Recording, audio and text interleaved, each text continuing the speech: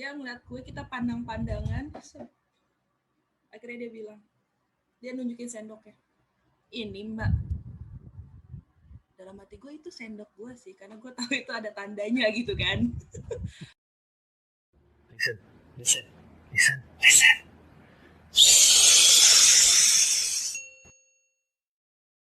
Oke, welcome back kali ini balik lagi sama gua Paul sini.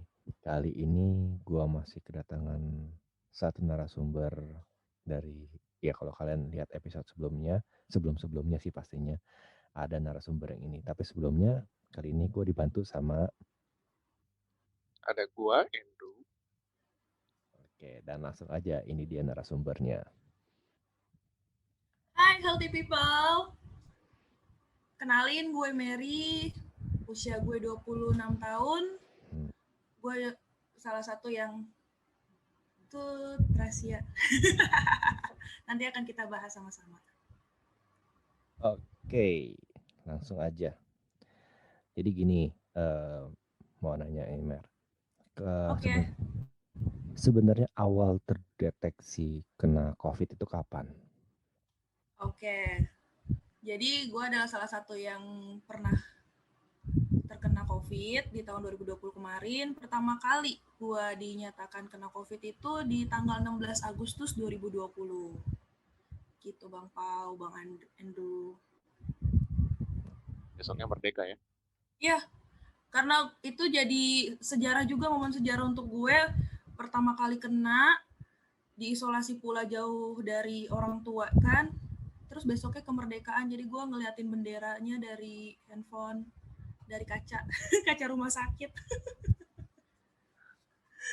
Luar biasa. Jadi isolasi di rumah sakit ya, Mer? Betul, gue di rumah sakit Bang. Berapa lama? Waktu itu kebetulan protapnya masih yang 14 hari, jadi gue di sana 14 hari. Karena kan protap setelah gue keluar itu dikurangi menjadi 10 hari. Oke. Terus pertama-tama nih, Mer, kalau boleh tahu, lu tuh kenapa yakin kalau lu kena? Maksudnya gejalanya apa sih kalau lu pribadi kena COVID?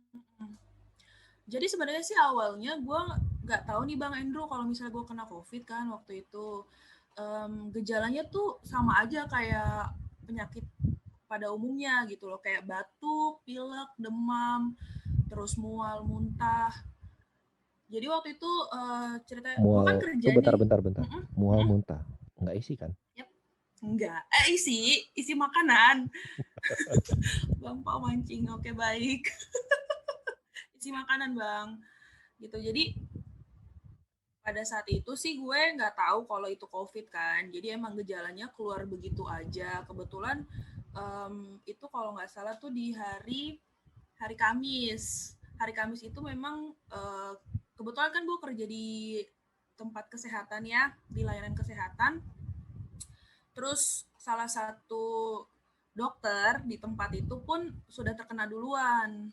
Jadi bisa dibilang mungkin dia yang pertama menyebarkan, tapi nggak, ini bukannya menyalahkan satu orang atau satu individu ya, karena balik lagi COVID itu nggak tahu nih siapa yang bawa dan siapa yang menyebarkan kepada siapa gitu.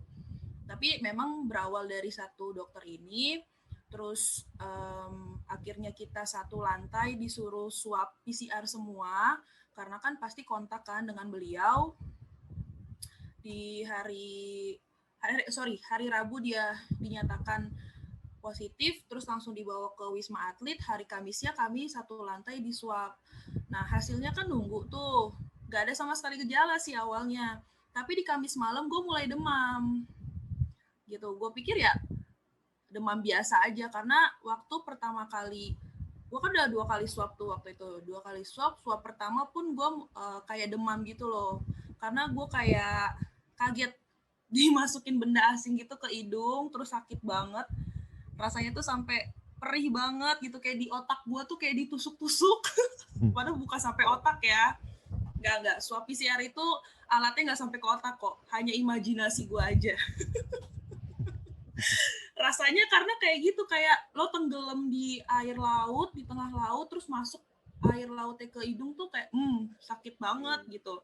Jadi emang Bayang. kalau Itu yang tenggelam enggak? Jadi emang kalau tenggelam cuma bisa di laut aja ya? ya enggak sih Bang, maksud gue kalau di kolam renang itu kan Oh. masih kayak mungkin bisa rasanya ringan gitu loh Bang, tapi kalau di laut tuh kayak bener-bener lu penuh ke atas gitu air lautnya, udah perih. Kayak gue bilang kenapa umpamanya itu kayak tenggelam di laut gitu. Nah terus Oke.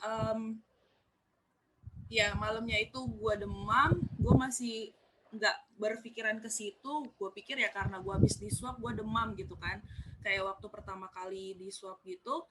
Tapi ternyata kok gejalanya makin nambah. Di hari Jumat pagi gue masih masuk kerja, padahal di situ gue udah kayak bangun dari tidur aja gue udah nggak mampu gitu. Gue mandi pun kayak ya udahlah, ngangkat gayung aja tuh kayak terpaksa banget. Karena benar-benar tuh sampai tulang jari gue tuh kayak ngilu banget rasanya. Di situ udah mulai batuk, pilek, demam, ngilu, mual, muntah udah jadi satu. Tapi gue masih tetap paksain kerja. Satu ruangan gue akhirnya nyaranin gue untuk pulang sambil gue bawa obat gitu kan. Gue sampai nangis di situ sih karena gue punya komorbid ya, yaitu tuh asma. Jadi tuh nyampur juga sama seseknya asma ini. Ini sebenarnya kenapa gue juga bertanya-tanya. Gue minum obat lah, gue pulang gue minum obat. Terus hari Jumat itu gue pulang, terus sampai di hari Sabtu gue udah mulai mendingan, tapi demam gue masih ada. Mual gue udah berkurang, tapi gue makan juga dikit aja gitu, nafsu makan benar-benar berkurang. Terus berjalan waktu, gue tetap minum obat yang dikasih dari tempat gue kerja itu. Di hari Minggu pagi lah, gue udah seneng banget di situ, kayak gue nggak demam lagi nih gitu kan. Terus gue udah ukur suhu, saturasi gue juga normal-normal aja walaupun awalnya sesek. Terus obat tetap gue minum. Gue udah kayak udah mulai semangat gitu, setidaknya gue bisa bangun duduk gitu, nggak tiduran terus. Sorry. Tapi ternyata di 16 Agustus itu hari Minggu pagi, gue inget banget jam 10, akhirnya koordinator tempat gue kerja ngubungin gue, Mer, mau ke Wisma Atlet atau Duren Sawit? Udah nggak enak nih pilihannya, karena dua tempat itu adalah tempat untuk isolasi pasien-pasien COVID ya kan, kalian tahu sendiri kan. Nah terus gue langsung bilang, emang hasilnya apa dok? Jadi ternyata di swab gue hari Kamis itu baru keluar di hari Minggu pagi dan hasilnya memang positif. Di hari itulah akhirnya gue benar-benar kayak kejatuhan duren banyak di kepala, stres banget pas tahu. Tapi demamnya itu sampai tinggi nggak sih yang waktu Jumat pagi itu? Sampai tinggi. Demam gue sampai 39 kalau nggak salah waktu itu. Wow. Oke.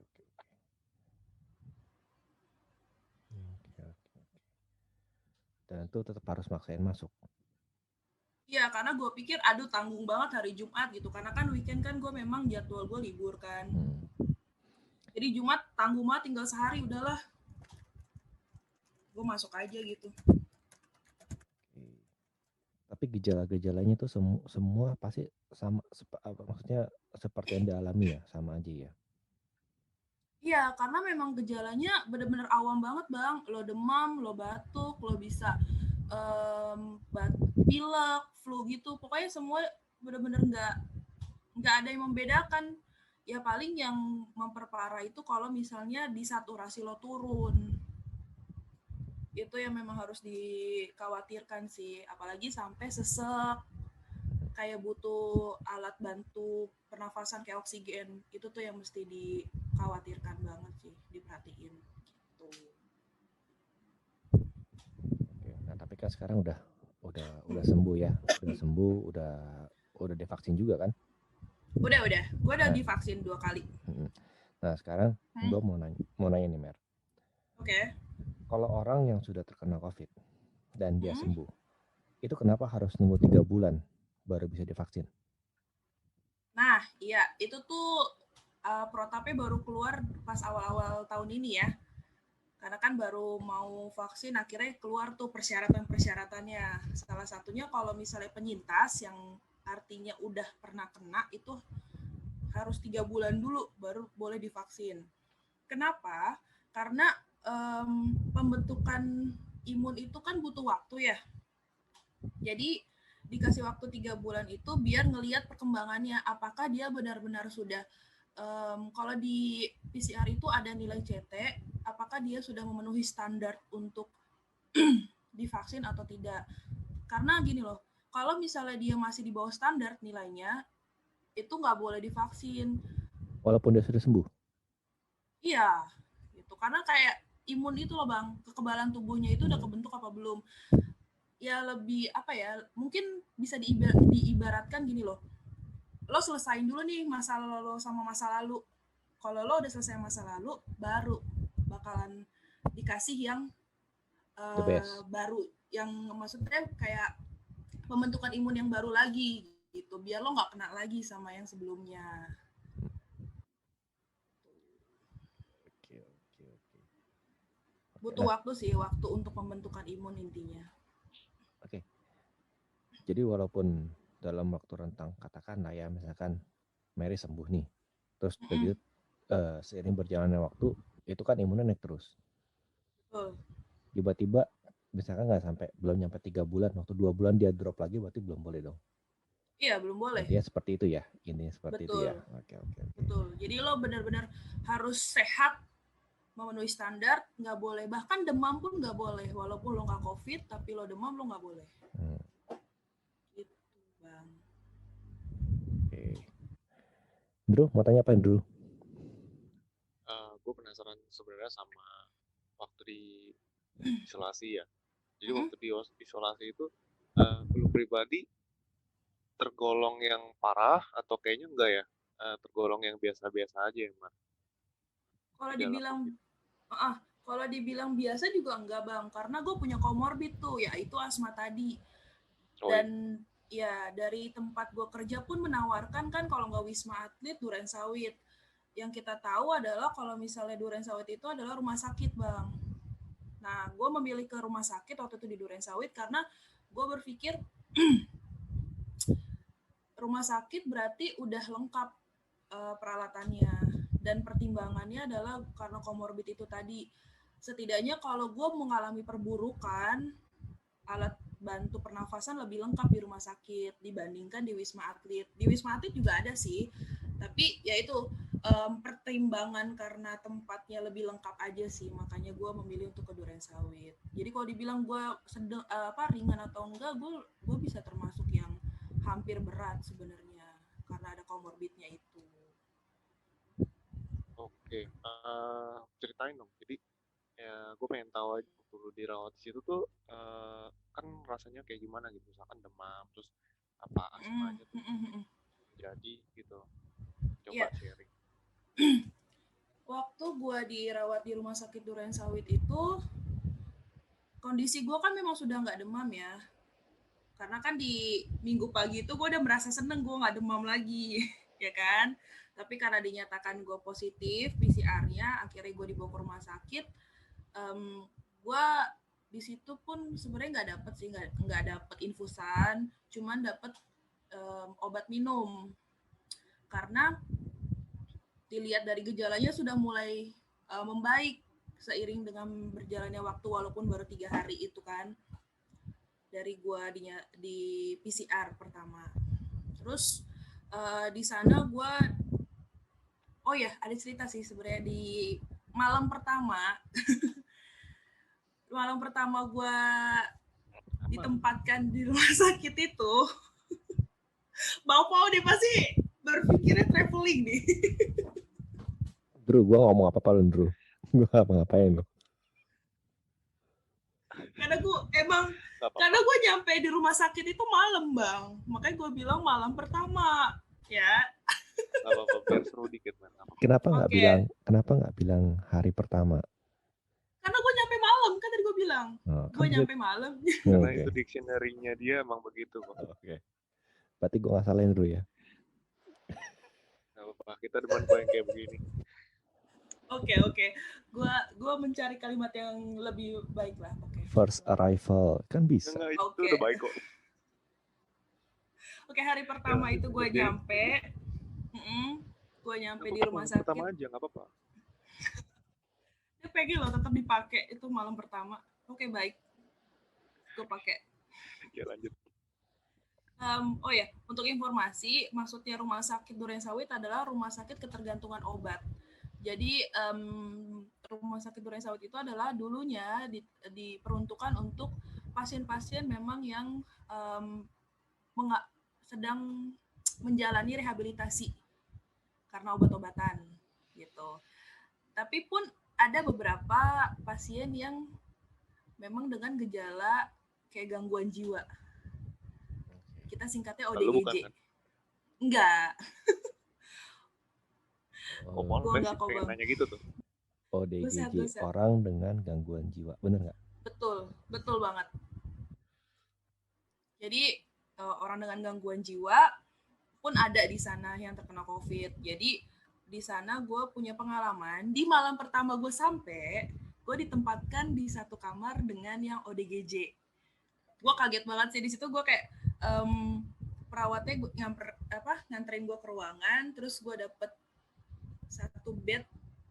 Dalam satu kamar itu ada 4 bed, 2-nya lansia, yang satunya ini ternyata ODGJ. Gue nggak tahu, tapi tempatnya dia aneh. Dia dipojokin sendiri gitu loh. Oke. Gue nggak notice awalnya. Jadi kayak diisolasi sendiri gitu idenya. Bareng-bareng satu ruangan, Bang, tapi kayak dipojokin gitu loh tempat tidurnya. Nggak seperti yang lainnya. Kan? Oh enggak, itu ada cerita berikutnya. Karena kan gue 14 hari di sana. Iya, 14 hari di sana tuh gue mengalami berapa kali PDKT dengan ODGJ sih. Wow. Kisah cinta di rumah sakit. Iya. Jadi gue bawa satu ransel sama satu jinjing tas gitu kan, pakai jaket, pakai sepatu kets gitu.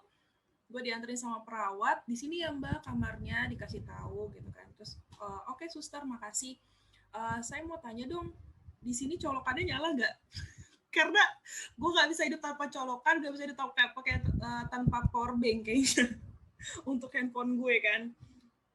Terus gue bawa laptop juga karena belajar dari dokter yang sebelumnya itu kan dia dikirim ke Wisma Atlet, dia akhirnya nyaranin untuk bawa laptop. Ya untuk hiburan sih sebenarnya, kalau lo nggak ada kerjaan selama diisolasi itu bisa berguna banget sih, handphone, laptop, atau buku gitu kan. Terus gue bawa laptop itu gue kaget kan, colokannya di dalam nyala nggak sus? Gue tanya gitu kan. Mbak maaf, karena yang sebelah sana ada ODGJ, jadi semua listrik di dalam ruangan ini kami matikan. Terus saya kalau mau ngecas handphone gimana sus? Gitu kan. Iya, ini di belakang, di luar kamar ada colokan. Oh gitu, jadi saya keluar aja ya kalau mau ngecas gitu kan. Iya, keluar aja gitu. Oke, gue jalan tuh ke tempat tidur gue kan. Tiba-tiba terdengar pintu dikunci dari luar. Bisa kebayang gak sih paniknya lo dikunciin satu ruangan dengan yang ODGJ? Ya kan?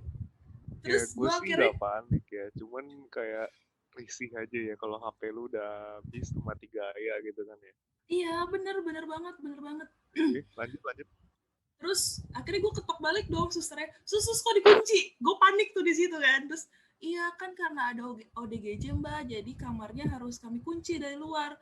Lalu saya kalau mau ngecharge gimana? Oh ini nomor kami, dikasih tuh kertas untuk ada nomor WA nurse stationnya di lantai itu. WA aja Mbak kalau mau ngecas, nanti saya datang untuk bukain pintu. Terus nanti dicolokin di luar, handphonenya ditinggal. Terus saya megang apa di dalam sus? Itu bener-bener gue kayak gak kebayang gue mesti ngapain. Yang ada imun gue gak bakal naik sih pada saat itu. Itu tandanya kita harus bersosialisasi. Iya bener ya, sih Bang. Sama ODGJ juga sih. Setuju Bang Andrew, setuju. Ya ampun. Tapi akhirnya gue kan kontak-kontakan terus. Jadi yang ke Duren Sawit itu sebenarnya ada 3 orang dari tempat kerja gue. Total dalam satu lantai itu akhirnya yang positif ada 6 barengan sama gue. Tapi yang dikirim bareng gue ada 2 orang. Kita total 3 ke Duren Sawit, 3 lagi ke Wisma Atlet. Gitu. Jadi gue kontak-kontakan nih sama 2 orang yang lainnya. Kak, gimana Kak di sana? Di lantai berapa lo? Kan nanya gitu kan. Terus gue di lantai sekian Mer gitu kan, kayak Kak ada kamar kosong nggak di sana? Gue sampai negosiasi gitu dengan temen gue. Ada sih, sebelah aku tempat tidurnya kosong. Kenapa Mer? Boleh nggak aku pindah? Kok aku sampai bilang gitu kan. Aduh, kenapa emang? Kamar aku kayaknya kurang mendukung aku sembuh. Ini endingnya kayaknya nggak sesuai harapan nih. Gimana endingnya? Akhirnya jam 2 pagi, perawatnya baik, super baik banget, dengerin keluhan kita banget. Gue dipindahin lah ke kamar temen gue. Wow. Gue seneng banget. Yap. Jam 2 pagi tapi karena kan pasien terus berdatangan ya Bang. Jadi mereka harus ngatur dulu mana yang kosong, mana yang jadi kayak di kelompokin cewek sama cewek, cowok sama cowok. Terus yang cewek juga dengan kriteria lansia dengan lansia. Terus yang ibu hamil harus dengan ibu hamil kayak gitu. Jadi mengatur itu dulu. Akhirnya gue dapet jatah bersama temen gue itu di jam 2 pagi. Gue pindah ke kamar temen gue akhirnya. Gitu. Nah, jadi disitulah berdua doang sama temen. Ya 2 malam berikutnya akhirnya gue sama temen gue berdua cewek kan. Terus cerita datang pasien baru lagi, ibu-ibu. Terus ternyata dia baru positif karena rapid. Jadi kan tes COVID itu ada 2 ya. Dulu tuh rapid sama PCR. Kalau gue sama temen gue itu kan karena udah positif PCR. Kalau satu lagi yang baru datang itu baru yang rapid positifnya. Akhirnya kami berdua dipindahkan lagi. Dikelompokkan lagi. Jadi benar-benar gitu? pindah-pindah. Kenapa Bang? Tapi kamar itu banyak kan ya? Si ibunya aja yang dipindah gitu. Nah, yang mana nih yang mau gue jawab dulu? Terserah yang mana aja. Oke. Yang mana aja boleh. Kalau Bang Pau di kamar di sana banyak banget Bang. Kita dapat jatah 1, 2, 3, 4, 5, 6. Kalau nggak salah kurang lebih 7 lantai. Tapi kan ada gedung baru dan gedung lama. Nah, untuk yang isolasi COVID itu kita diberikan di gedung yang baru 7 lantai. Tapi yang uniknya adalah kalau kita ditempatkan di lantai 5 misalnya, ya udah kita bakal di lantai 5 terus sampai selesai. Kita nggak boleh ke lantai yang lainnya gitu.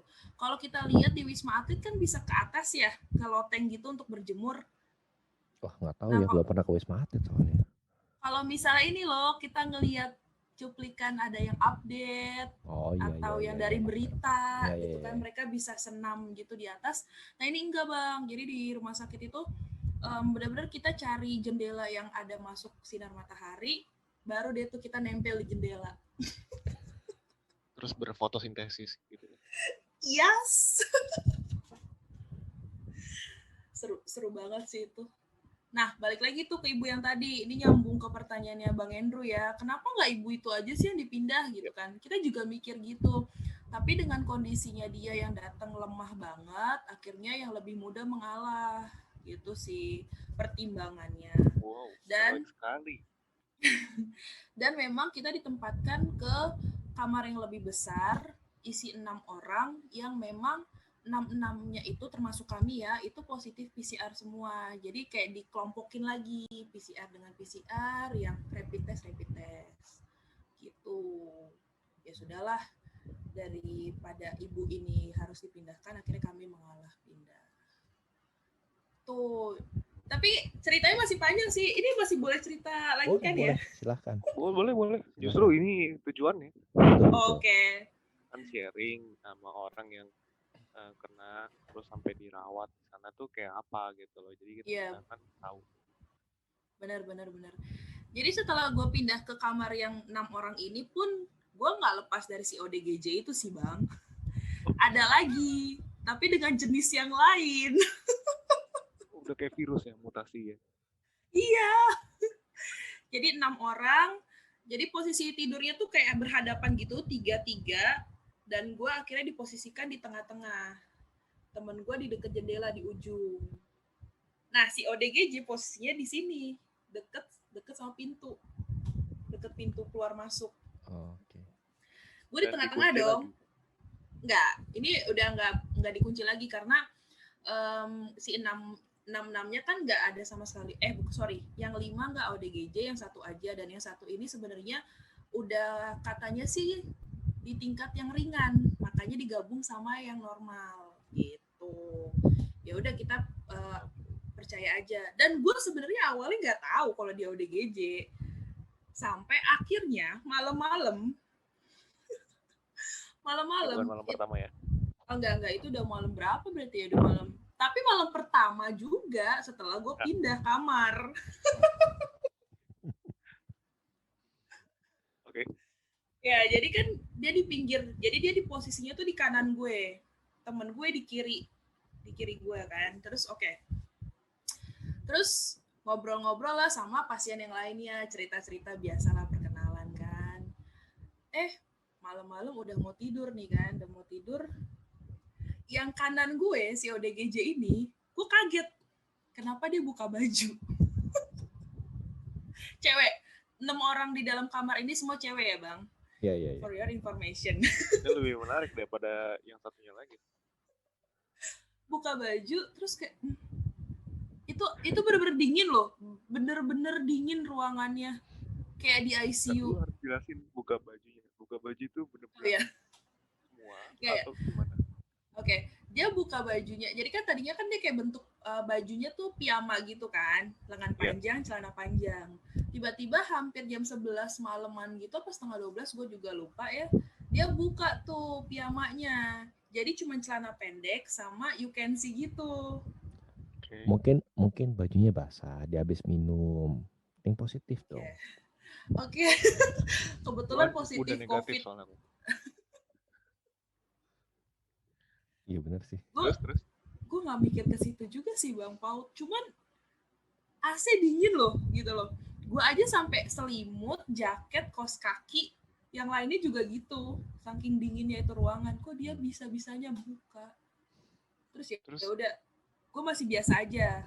Gue masih kayak, tapi tetap biasanya tuh tetap kayak bertanya, ini orang nggak kedinginan apa? Gue mau manggil cuman gak enak karena gue kan kayak baru gitu kan di situ. Terus akhirnya dikasih kode sama pasien yang lain, Mbak, dia ODGJ, jadi maklumin aja ya. Gue kayak langsung, kenapa kulitnya tebal? Ya mungkin dia punya sensasi yang berbeda kalau dia buka baju. Namanya ODGJ kan kita nggak tahu lah ya.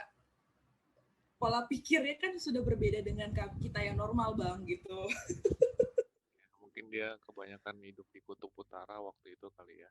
Oke, mungkin. Kutub Utara Jakarta mana coba itu ya? Bukan Jakarta Utara. Bukan kayaknya sih. Oke. Itu keanehan pertama. Itu gue diem aja karena gue udah nggak enak kan. Ya udah gue, udahlah urusan lo lah dalam hati gue. Gue tidur lah tuh kan, udah pakai kaos kaki, pakai training, jaket, selimutan, udah deh tuh pasang headset. Karena lampu nggak boleh dimatiin, jadi gue termasuk orang yang harus gelap. Terus gue pakai tutup kepala juga kan untuk biar gelapin pandangan gue, udah bisa tidur. Tapi tuh walaupun gue pakai headset, suara-suara kecil gue masih denger. Jadi tuh colokan senternya tuh di tengah-tengah, di atas kepala gue Bang. Nah, colokannya nyala nih kali ini. Iya nyala. Biasa kan kalau misalnya di tengah-tengah kan jadi tempat untuk colokan utama kan. Yang kanan kiri tuh baru pakai kabel cabang gitu harusnya. Nah terus gue kayak krusuk ini ngapain ya, keluntung. Gue heran nih. Akhirnya gue kebangun. Tebak apa yang terjadi?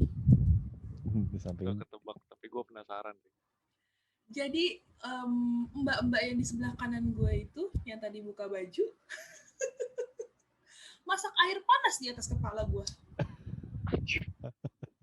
Bayangin bagaimana paniknya gue waktu itu. Tiba-tiba aja ya, kalau misalnya hayalan gue langsung jalan lagi nih, disiram tuh air panas ke kepala gue, dia sembuh gue. Masak air panas di atas kepala lu tuh berarti pakai termos maksudnya? Iya, pakai termos yang teko Ya, listrik ya. gitu loh. Heeh. Tapi karena colokannya di posisinya di atas kepala gue, jadi dia tuh kayak gerusuk-gerusuk di atas kepala gue. Ternyata yang gerusuk-gerusuk itu tuh ya dia lagi masak air. Dia Oh. pegangin termosnya gitu. Dia taruh di kayak ada apa sisanya itu kan, pembatas yang kepala itu, nah ditaruh di situ. Amazing. Sisa pembatas kasur Oh gue. my God. Gue kayak, Mbak ngapain Mbak? Oke, terus Ini saya lagi masak air panas. Oh oke. Gue lagi kriuk banget mata gue duduk, gue tungguin sampai dia kelar masak air itu. Dan gue lihat jam itu 1:30 pagi. Gokil, gue bilang. Oh my God. Kelar dia masak air panas, dia balik ke tempat duduknya. Mbak, gue tanya lagi, Mbak, udah selesai masak air panasnya? Udah. Gue balik tidur, gue ngadep ke temen gue gak berani ngeliat dia. Besok paling paginya, nggak dia masih bisa berkomunikasi dengan lancar kan ya? Iya betul, karena dia memang ODGJ di level yang udah ringan Bang katanya, makanya dia masih bisa diajak komunikasi dengan baik. Tapi ya gitu, masih ada tingkahnya dia yang di luar nalar kita. Gitu loh. Terus besok paginya gue nyari sendok gue. Karena kan udah mau sarapan nih, biasalah kan pasti perawatnya tuh jam 6 itu udah datang untuk tensi, ngasih makan, terus ngasih obat gitu. Saat gue mau cari sendok gue nih, gue kagak nemu nih, gue makan pakai apa? Bubur soalnya kan, mau makan pakai tangan nggak bisa kan. Terus gue nanya teman gue, Kak lihat sendok aku nggak? Enggak. Gue tanya sama depan gue, Bu ada lihat sendok jatuh atau terselip di mana gitu? Oh enggak ada. Gue diem nyariin gitu kan, sebelah gue dengan asiknya ngaduk, gak tau ngaduk apalah, entah teh entah kopi lah. Terus tuntang gak ada ngomong-ngomong gitu kan. Terus akhirnya depan gue ngomong, coba Mbak itu bukan yang dipakai sama Mbak di sebelah. Dia ngeliat gue, kita pandang-pandangan. Akhirnya dia bilang, dia nunjukin sendoknya, ini Mbak. Dalam hati gue itu sendok gue sih, karena gue tahu itu ada tandanya gitu kan. Nah, terus kayak semi dilempar gitulah ya ke meja gue. Dia ngomong gini, abisnya tadi malam saya udah ngomong mau pinjem, mbaknya diem aja. Ya udah saya ambil aja, saya pakai. Seingat gue tadi malam gue tidur sih. Gimana orang tidur lo ajakin ngomong? Gitu aja sih sekarang. Ini masih pagi nih mbak. Dari tadi malam udah ganggu gue. Perkara sendok. Aduh, bener-bener gue waktu itu suka. Tapi itu pengalaman berharga banget sih. Iya. Tapi untungnya ternyata jadwal dia pulang besok itu. Jadi kita di sana kan 14 hari. Kalau udah 14 hari, kita udah bisa pulang tuh Bang. Kita udah dapat surat dinyatakan telah menjalani isolasi di rumah sakit tersebut. Disarankan untuk kembali isolasi mandiri selama 2 minggu di rumah. Gitu. Gue kayak merasa bebas gitu loh, nggak ada dia.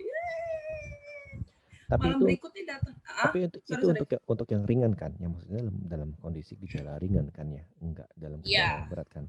Oke. Iya. Nah, kalau ada yang berat Bang sebenarnya, tapi yang berat itu yang tadi si Bang Andrew ya kalau nggak salah ngomong di kerangkeng istilahnya ya. Iya.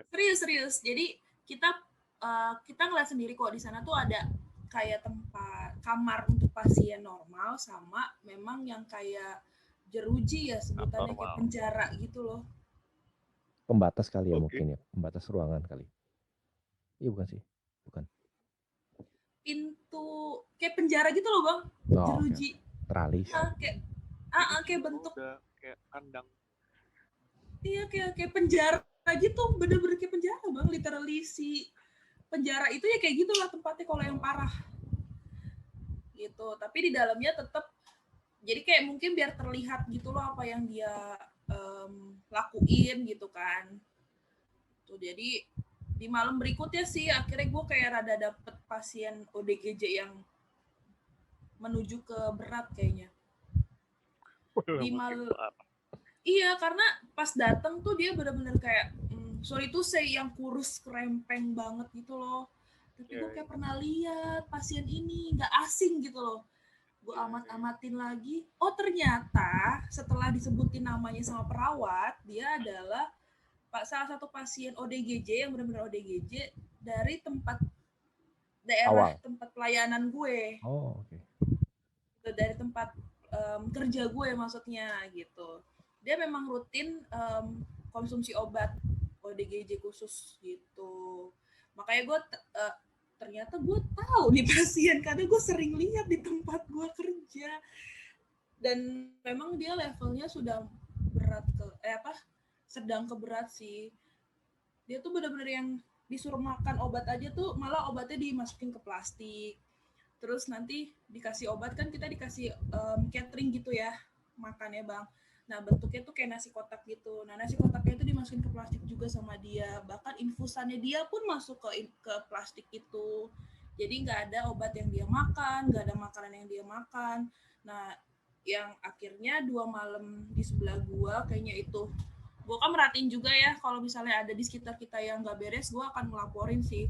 Jadi waktu itu akhirnya gue bilang ke perawat kalau dia memang sudah kayaknya nggak bisa lagi di kamar kita gitu loh, dia harus yang khusus gitu. Jadi akhirnya dia dipindahin sih. Terus itu kerangkengnya tuh benar-benar khusus daerah ranjang dia atau satu ruangan atau gimana sih? Khusus satu ruangan aja untuk dia. Berarti satu orang satu ya? Gitu. Terus tadi gue penasaran, lu bilang kan setelah isolasi 2 minggu di rumah sakit, terus katanya dapat surat, terus udah diisolasi, terus katanya disuruh lagi isolasi di rumah lagi 2 minggu. Berarti total harus isolasi 1 bulan dong. Betul. Lama Waktu banget ya. itu banget. Waktu itu gue bahkan sampai 5 minggu karena kan gue 14 hari di rumah sakit. Terus setelah dari rumah sakit, gue berpikir gue nggak bisa langsung ke rumah nih karena di rumah gue pertama rumah gue nggak ada lantai 2-nya, jadi semua di satu lantai. Gue khawatir gitu loh, istilahnya gue masih bisa menularkan. Namanya juga kan baru-baru kejadian ya bang ya, jadi worry-nya tuh masih tinggi banget waktu itu. Jadi gue berpikir untuk ya udahlah gue kayaknya isolasi mandiri lagi nih. Akhirnya gue ke 1 minggu kok nggak salah deh, gue ke hotel gitu untuk isolasi lagi. Setelah 1 minggu di hotel itu baru gue balik ke rumah. Di rumah itulah 2 minggu gue bener-bener nggak kemana-mana, kerja pun enggak. Oke, pertanyaan. Kan tadi Mary bilang 1 minggu tuh ngabisin waktu di hotel ya? Yep. Nah pas di hotel tuh dicek nggak sih sebenarnya?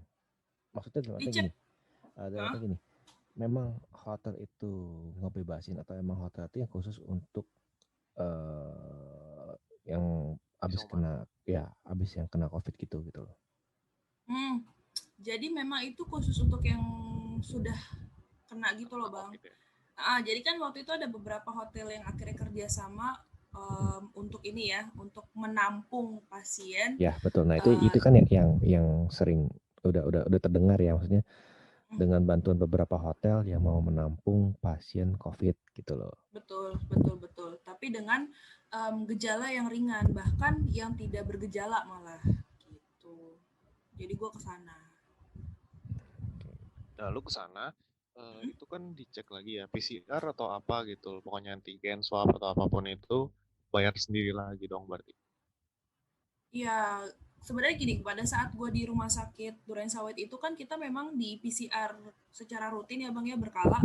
Selain di PCR kita juga di ronsen karena ngeliat kondisi parunya itu sendiri. Apakah ada Nah perburukan itu atau di rumah perbaikan. sakit tiap berapa lama diceknya PCR-nya? Waktu itu gue 4 hari sekali sih, 4-5 hari sekali lah gitu. sama sekalian di Terus ronsen. serasa kelelep air laut terus dong berarti. Iya, tapi pada akhirnya trauma itu hilang sih Bang. Jadi gue kayak terbiasa. Oke, hidung gue udah lubang 3, nggak 2 lagi. Jadi silahkan kalau ada yang mau nusuk lagi gitu. Udah pasrah banget karena ya itu, karena swab berkala itu kan harus dilakuin ya. Bahkan setelah gue masuk kerja pun kami waktu itu sempat diwajibkan untuk 2 minggu sekali PCR. Udah kebal ya? Udah terbiasa jadinya, nggak kelelep lagi. Iya. Oke, balik ke hotel tadi gimana? Mau cerita apa? Ya, yang di hotel itu ya udah karena berbekal dari hasil di rumah sakit sebelumnya, terus masuk ke hotel itu juga dengan persyaratan yang sudah ada, ya sudah diperbolehkan gitu. Dan kebetulan hotel yang gue datengin juga kan untuk membantu nakes ya, gue termasuk nakes, jadi mereka membantu juga untuk nampung.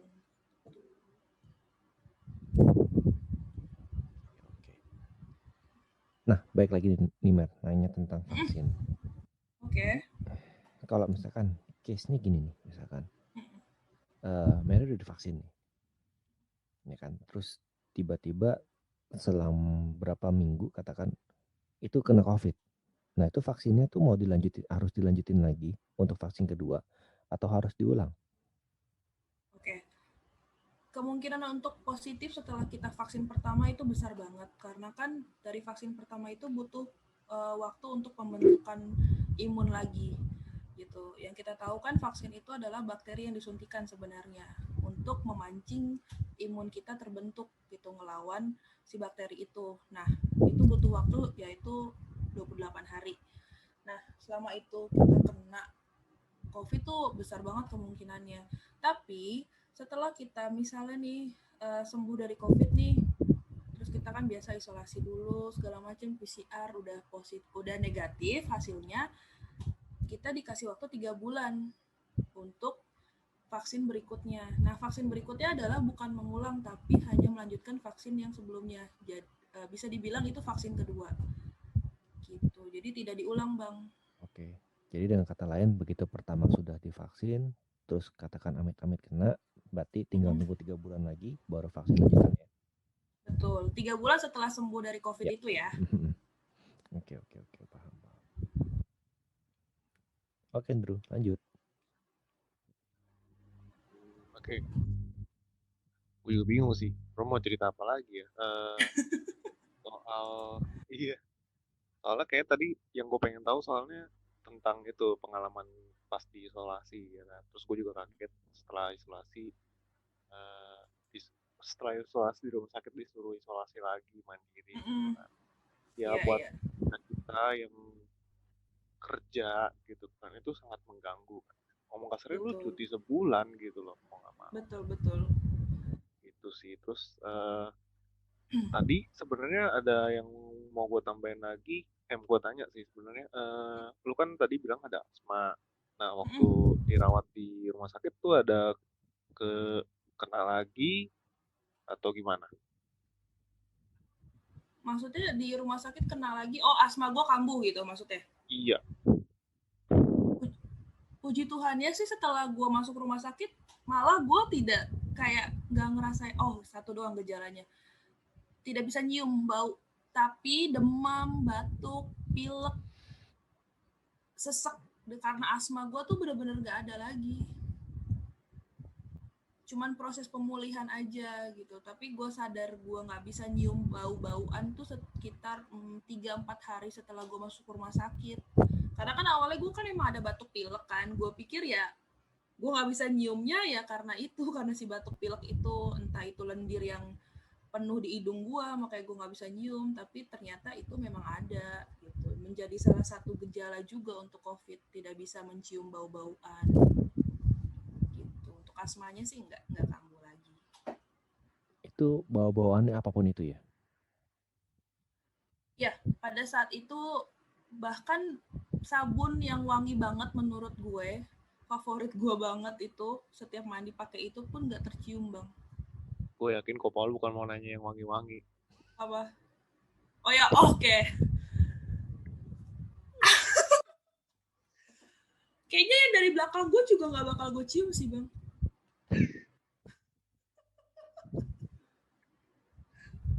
Iya bukan sih, itu bukan sih yang mau ditanyain. Bukan. Iya, salah satunya mungkin. Apa? Gue ngeri-ngeri sedap deh, gue nggak tahu. Bukan, karena gini. Apa? Yang kita tahu ya, sebagian besar masyarakat umum tahu, kalau orang yang terkena COVID itu kan sama sekali nggak bisa cium bau. Betul. Nah, emang nggak ada salah satu bau apapun yang bisa kecium gitu loh dengan kondisi seperti itu. Sepengalaman gue sih bang, sama sekali nggak ada. Nggak ada. Bahkan mungkin kalau ada bangkai tikus pun nggak kecium kali. Tapi waktu itu sih nggak ada bangkai tikus ya, jadi gue nggak bisa membuktikan sendiri. Yang bisa gue buktiin adalah yaitu wangi-wangian. Minyak kayu putih juga, gue hanya bisa menghayal bahwa minyak kayu putih itu ada rasa mintnya. Tapi untuk wangi aslinya pun gue susah gitu loh, bener-bener kayak gimana gitu ya. Makanan basi juga waktu itu kayak kan dapat kiriman gitu ya, kita kan bisa dapat makanannya dikirimin pakai apa namanya, pakai kurir gitu, terus dianterin sama petugas dari bawah ke atas. Gue lupa makan di dalam lemari waktu itu di rumah sakit, pas gue buka udah mulai berjamur memang. Nah gue ngetes nih hidung gue udah bener apa belum, gue cium, aduh gak kecium juga pada saat itu. Cuma 3 hari sih ya. No, maksudnya itu gue mengalami tidak bisa mencium bau itu total berarti sampai gue hari ke-10 gue nggak salah deh. Oh. Karena kan gue nggak sadar kalau itu adalah salah satu gejalanya. Yang tadi gue bilang gue mungkin nggak bisa nyium karena gue batuk pilek itu bang. Tapi kalau lu tanya sama teman-teman sekamar gitu, mereka juga kayak begitu semua, jadi nggak bisa nyium sama sekali. Iya, rata-rata gitu. Teman gue yang sebelah gue pun dia bilang, iya merah, gue nggak bisa nyium ini apa ya, kayak gitu. Dia pun sadar setelah aku bilang, kok aku nggak flu lagi, nggak pilek lagi, nggak bisa cium ya kak gitu. Barulah dia tersadar, oh iya ya dari kemarin aku juga nggak nyium apa-apa loh gitu. Telat sadarnya. Itu di hari ketiga lah. Oke. Sampai ke hari 10. Pada panik nggak sih? Kayak, gue biasanya bisa nyium bau nih, terus nggak bisa nyium, terus ntar ke depannya gimana ya? Gue bisa balik nggak ya? Nah, ada nggak yang kayak gitu? Untungnya nggak ada sih bang. Jadi kita punya grup kan. Akhirnya kita ngebentuk grup setelah kita positif semua, saling berkabar, saling sharing, entah itu dapat ramuan jamu apa gitu bisa dikirimin sama saudara gitu, termasuk ya si bau-bauan itu kita cerita di grup itu kan, ya oh iya gue nggak bisa nyium ini, gue nggak bisa nyium ini, terus akhirnya ada yang baca artikel bisa kok balik lagi kalau udah sembuh. Jadi di grup itu kita sharing informasi juga sambil kita nguatin gitu loh bahwa COVID ini bisa sembuh kok, bau-bauan itu bisa kita cium lagi kok gitu. Jadi benar-benar nge-share pikiran yang positif ya. Betul, buat ngebentuk imun juga, jadi kita nggak down karena bau-bauan itu atau yang lainnya gitu bang. Iya biasanya kan kalau kita down otomatis kan imun kita juga drop kan. Betul banget. Nah, benar. Kalau orang bilang kalau orang yang sudah sembuh dari COVID itu ibarat kata itu kebal dari COVID itu sendiri, itu benar nggak sih? Kebal dari COVID itu sendiri dalam jangka waktu mungkin bisa dibilang 3 bulan kali ya bang. Waktu itu gue sempat baca sih penelitiannya. Tapi tidak menutup kemungkinan dia kembali positif lagi. Kalau imunnya dia turun lagi, terpapar lagi. Gitu. Awal-awal sih ada artikel yang pernah gue baca gitu. Dia nggak bakal positif lagi selama kurang lebih 3 bulan. Setelah itu dia ada kemungkinan untuk kena lagi. Tapi ada kemungkinan nggak dia kebal? Kemungkinan kebal kecil. itu Maksudnya setelah 3 bulan. setelah 3 bulan. Kalau imunnya dia nggak turun, bisa Bang, dia bisa nangkis itu sendiri. Kalau ada virus yang sama, dia baca, oh ini udah pernah nih. Kalau dia sadar gitu kan, langsung bisa hilang dengan sendirinya si virus itu. Jadi nggak keburu kebentuk di dalam tubuhnya. Gitu. Berarti dengan kata lain, yang orang tanpa gejala ini berarti lebih besar kemungkinannya nggak sadar kalau dia kena COVID dong ya? Iya, betul sekali. Paham. Sama aja sih, kayak sebenarnya kan tubuh kita pinter banget ya Bang ya, tanpa kita harus periksa sebenarnya dia bakal ngeluarin tandanya sendiri. Oh gitu. jelas, tubuh kita tuh pintar sekali. Iya, Tubuh kita tinggal punya kitanya, memori. benar. Tinggal kitanya aja notice nggak tuh sama yang kita rasa itu tuh yang menjadi suatu gejala. Kalau misalnya nggak sama sekali kita sadarin, ya udah kita bisa dengan sendirinya menjadi makin parah. Biasanya yang lebih notice cewek ya, soalnya cowok kan nggak peka. Hashtag curcol. Andrew kode. Aduh. Apalagi ya? Apalagi ya. Paling kesimpulan aja sih Mer. Kesimpulan untuk healthy people nih. Maksudnya kan ya semoga sih nggak ada berita simpang siur tentang COVID itu sendiri ya. Nah, kebetulan kan kita di sini kedatangan Mary nih sebagai seorang yang survive dari COVID gitu loh. Mungkin bisa kasih saran buat healthy people. Ya, saran ya. Tapi sebelumnya pengen tanya deh, Bang Paul sama Bang Andrew belum pernah kena kan? Belum. Dan jangan sampai. Tuhan kalau gitu. Iya. Ya jangan sampai. Karena gini, cerita sedikit. Karena kalau misalkan amit-amit nih sampai kena, itu kan berarti kan harus isolasi ya. Benar. Nah, sementara kalau isolasi itu kan pasti kan bakal repot banget gitu loh, bakal ibarat kata bakal nggak enak lah gitu loh. Makanya jangan sampai lah. Iya, keganggu semuanya sih, sistem kehidupan terganggu sekali. Betul, Apapun itu. betul. Gitu. Balik lagi tadi saran ya. Ya. Saran mungkin kalau untuk yang belum kena tetap harus jaga protokol ya, karena memang di awal-awal tuh banyak banget kan yang nggak menghiraukan, makanya kita sempat naik terus kasusnya. Tapi puji Tuhannya sampai hari ini pun sudah mulai berkurang, ditambah lagi dengan ada vaksin kan. Jadi sarannya sih tetap jaga protokol kesehatan apapun itu, entah itu cuci tangan, jaga jarak, pakai masker, menghindari kerumunan, itu tuh perlu banget dan bener banget sih. Ditambah kalau memang kita punya kelemahan dalam tubuh kita gitu, kayak komorbid yang tadi gue bilang ya, entah itu dia punya asma atau dia punya hipertensi, darah tinggi, sakit gula, diabetes, stroke, dan yang lainnya tuh kita harus notice dengan diri kita sendiri, jaga kita punya badan. Kalau memang ada vitamin yang harus diminum, harus ya diminum gitu. Hindari begadang. Karena benar-benar pembentukan imun itu paling bagus pada malam hari, makanya kita nggak boleh begadang gitu. Sarannya itu sih Bang. Oke, Bro. Kalau bentar. Bro. Oke. Nggak boleh begadang, berarti gue editingnya besok pagi aja Bro ya. Iya, besok pagi aja. Ya kan emang seharusnya gitu ya. Harusnya. Ya, satu lagi sih, kalau memang Kak dari teman-teman ada yang udah harus vaksin, sarannya adalah tetap vaksin. Harus vaksin. Wajib vaksin, oke? Hidup vaksin. Betul.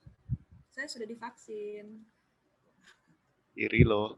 Gue pengen sih divaksin cepet-cepet. Oh ya? Bang Andrew sama Bang Pau mau divaksin? Mau sih. Mau. Bener ya? Pada saat nanti udah waktunya ke yang usia produktif, memenuhi syarat, langsung harus vaksin pokoknya. Pasti. Iya. Pasti. Pastilah. Oke. Andrew, ada yang mau tanya lagi? Udah sih itu aja. Oke. Kalau gitu, thank you banget Mary udah datang di episode yang kedua ya. Yep. Jangan bosan-bosan Thank you juga. Gak bosen, gue malah kayak ketagihan sih. Karena ini seru banget gitu loh. Jujur gue belum pernah ikut bikin podcast sebelumnya kan. Jadi apapun gitu di dalam podcast tuh belum pernah sama sekali. Si Bang Paul lah yang pertama mengenalkan gue pada si podcast. Ternyata seru sih. Mantap. Apalagi kalau misalnya yang diperbincangkan adalah dari pengalaman sendiri gitu. Ya, makanya jangan bosan-bosan kalau diundang. Nggak bosan. Iya. Kode yang bagus kok. Iya. Andrew, thank you udah support gua malam ini Andrew ya. Iya, thank you juga. Thank you banget ya. Oke lah kalau gitu. Thank you Healthy People udah ngasih. Jangan lupa like, subscribe, dan share. Ditunggu episode Biar berikutnya. semuanya bisa lihat dari konten-konten kita, sharing-sharing yang bermanfaat semoga. Ya. Sampai jumpa di episode berikutnya. Gua Paul. Dan gue Andrew. Gue Mary. Dan ciao Bye semua. Healthy People. Sehat-sehat. Bye Healthy People.